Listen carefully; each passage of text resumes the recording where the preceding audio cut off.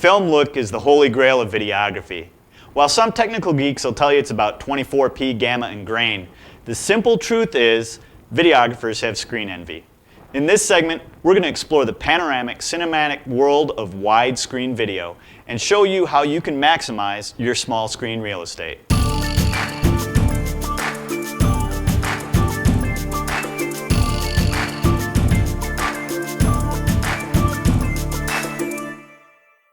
Movie theater screens aren't just larger than television screens, they actually have a wider aspect ratio.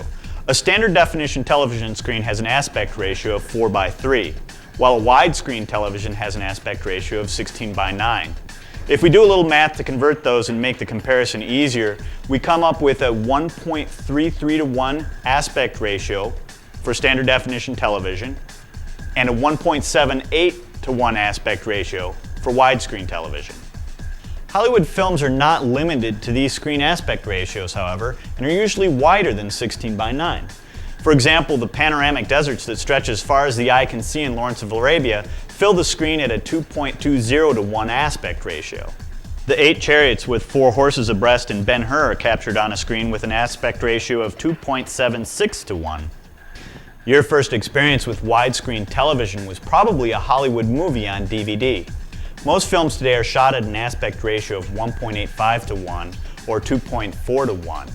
These wider aspect ratio films simply don't fit on square television screens.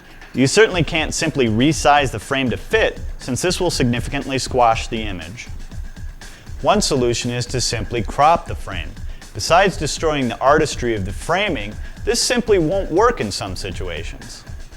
One neat trick is to move the 4:3 frame around to encompass different parts of the wider frame, depending on where the action is taking place.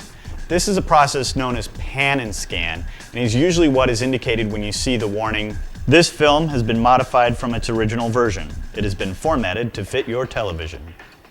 The other solution is to resize the image so the width fits within the frame, while still maintaining the aspect ratio. This necessarily results in blank areas at the top and bottom of a 4:3 frame and is known as letterboxing. Widescreen DVDs and HD broadcasts have settled on an aspect ratio of 16:9 for their screens, which seems like that would be the end of the discussion. Recall, however, that the ancient and inferior technology of Ben-Hur in 1959 used an aspect ratio of 2.76 to 1, which still won't fill the screen of your new $10,000 widescreen television. As Judah Ben-Hur might have said, "There's nothing new under the sun," and letterboxing is still the order of the day. In the realm of digital video, we're really limited by 2 factors. The first is how we shoot, and the second is how we distribute. HD and HDV cameras make the first factor a simple one. They all shoot in a 16:9 aspect ratio. The second factor, distribution, can be much more complex. If you're going out to HD broadcast or posting your videos on the internet, you really don't have any worries. But if you're creating DVDs for a standard definition audience, even one watching widescreen standard definition television, you're going to have to pay attention to the widescreen DVD specification. That, however, is a topic for another segment of TechKnow. If you have any questions about this or any other technical topics, feel free to drop the tech team an email or give us a call. And just remember, there are no technical solutions to artistic problems. So don't let technology get in the way of your creativity.